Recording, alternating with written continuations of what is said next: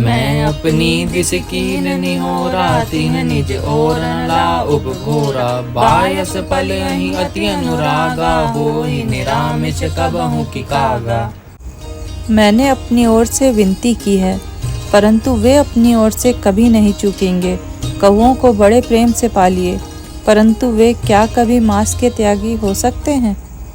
बंदौ संत असज्जन चरना दुख प्रद उभय बीच कछु बरना विचुरत एक प्राण हर लेहि मिलत एक दुख दारुण देहि।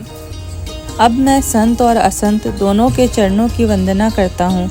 दोनों ही दुख देने वाले हैं, परंतु उनमें कुछ अंतर कहा गया है।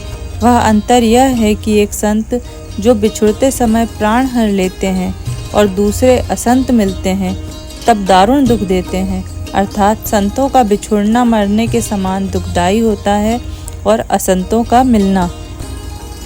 उपजहि एक संग जग माही जलक जोक जिमि गुण बिल गाही सुधा सुरा सम साधु असाधु जनक एक जग जल्दी अगाधु। दोनों संत और असंत जगत में एक साथ पैदा होते हैं, पर एक साथ पैदा होने वाले कमल और जोंक की तरह उनके गुण अलग अलग होते हैं।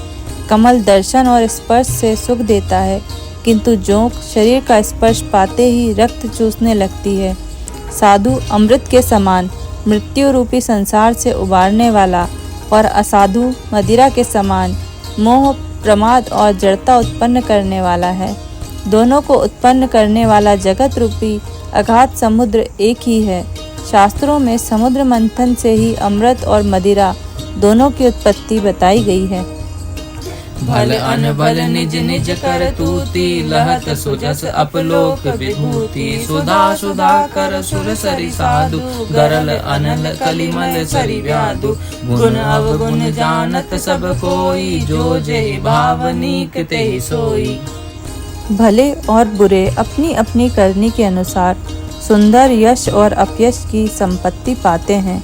अमृत चंद्रमा गंगा जी और साधु एवं विष अग्नि कलयुग के पापों की नदी अर्थात कर्मनाशा और हिंसा करने वाला व्याध, इनके गुण अवगुण सब कोई जानते हैं, किंतु जिसे जो भाता है उसे वही अच्छा लगता है। भलो भलाई पे लहई लहई निचाई नीचू सुदा सराही अमरता गरल सराई हमीचू।